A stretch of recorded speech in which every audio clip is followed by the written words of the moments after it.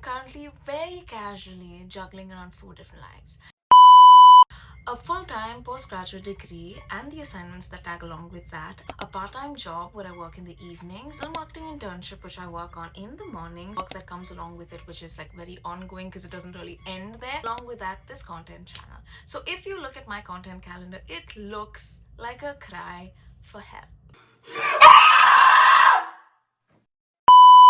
And I think somewhere down the line, we've all been scammed by those perfect looking color coded calendars. They look great on Pinterest. But the minute life gets messy, everything collapses. And where do we end up? Feeling stressed and guilty. So when you have a lot on your plate, what you do not need is a rigid routine. This is what I call my time architecture, wherein you learn to balance things according to the importance of it and how to be flexible and accommodate things according to situations when life gets in the way, when things just don't work out. So today I'm sharing 5 simple ways I upgraded my routine so I can lock in, get the work done, and most importantly, have a social life. Let's get into it. So the first one, ditch the clock and track the effort. So the very first thing that you need to do is be fiercely honest about your time. As soon as a project is given to you, wherein you have to maybe work on creative assets or there's an assignment, you need to be able to understand how long that project is actually going to take for you to complete. This is not based off of your wishes that you would like to complete it in the next 10 minutes. But in actuality, when you sit down and you keep in mind also a little bit of distraction time and being able to figure out and get into the zone how long it would actually take you to start the project and finish the project. Now that you have an approximate baseline number that it's going to take you around 3 hours, it becomes very easy to slot it in somewhere in your day. So this will actually help you be able to understand calculating your time based off of your efforts and not just your wishes. Second step, build flex blocks, not rigid schedules. Once you have your execution number and you know it's going to take you approximately 3 hours to complete, what you do not want to do is slot it into your day that you wake up at 3, you probably go to college and you come back and then you have a 3-hour slot before you need to go to work. That's not how it's going to work. What you want to do is make mental notes. This works out for me very well because I realize that in my head, the way I like to divide, my head has most of my divisions. I know, I look at my days and I'm like, I know that Thursdays are like my busier days, so I know like a Friday morning or a Monday morning is when I have comparatively more free time. So the minute I know that it's gonna take me 3 hours, I'm gonna think of which part of my days where I actually will have flexible time to slot it in, so I can either do it on this day and on this day. Now, before I even assume which are the days, I make a mental deadline. So if I know that I need to actually submit this by Saturday and it's given to me on a Monday, I will now look through my week and think which are the 3 hours that I can try to accomplish this the fastest way. The next step, separate your identities.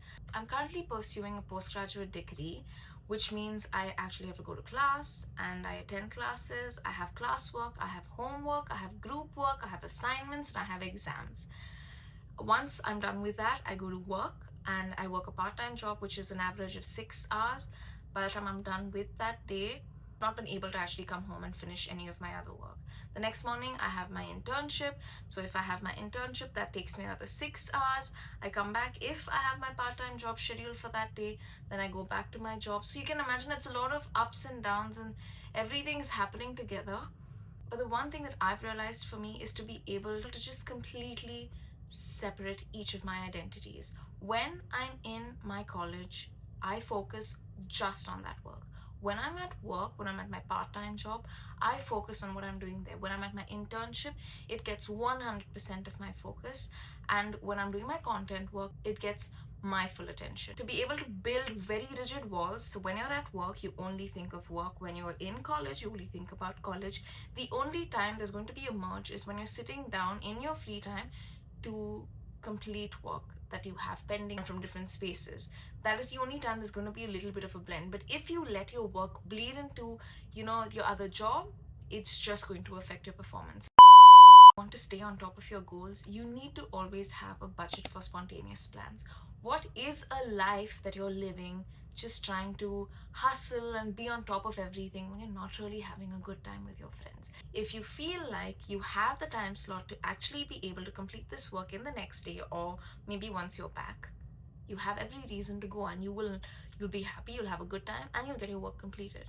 But if at all you feel like it's really busy, you have a very real logical reason to pass, and you will have the motivation to actually get that work completed because you know that you've ditched a plan for this. The next step: stop planning and start moving. Once you have your strategy planned out in your mind or on your calendar, the most important thing for you is to actually just start. Open up your laptop, get into the zone, and get the work done. Something new that I'm just starting to work on is I very recently went and got a weekly planner. It's completely new. I still have the tag on. I just got it yesterday. I don't like books that really have things all over the place, and sometimes a digital calendar is just the last thing I need because I'm going to be on my phone all the time. I like this weekly planner because it kind of, first and foremost, the font is really big. There are just days of the week, what I want to plan at a glance, and my to-do lists along with any notes. And I think it's just a very simple book, but it's kind of, there's no pressure for you to keep up and to go and to fill it up on the right days or to do it every single day. But this is something that is definitely going to help me, which is why it's a practice I want to start. I got this at the Flying Tiger, which is a very new store that has just opened. Great stuff, very cute stuff. So another addition to my to this weekly planner is I've got this little whiteboard. So I just have the dates and I have the days of the week along with the week number. So it just has a little what is it called?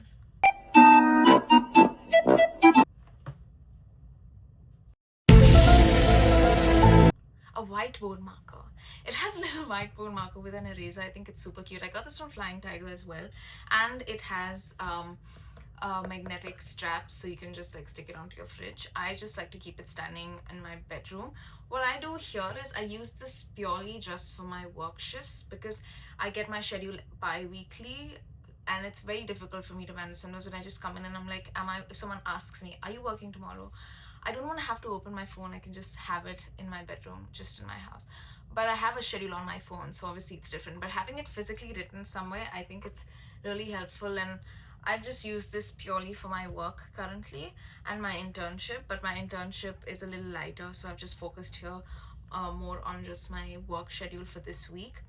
But yeah, these are two of my newer additions that I think are going to be really helpful. Obviously, a calendar on a Google Calendar or your Apple calendars are very useful as well. But I think I wanted something a little more physical because that would personally just help me. So that's what I did. I went and got this. Both of them are from Flying Tiger. Super, super, super cute stuff there. I think this was it for this video. I just really hope I gave you a little deep dive into what it's like in my brain and how I like to plan my my whole week, keeping in mind my college, my internship, my job, and this content channel. I really hope this video helps you out in any way possible, and I can't wait to see you guys in my next video. Bye!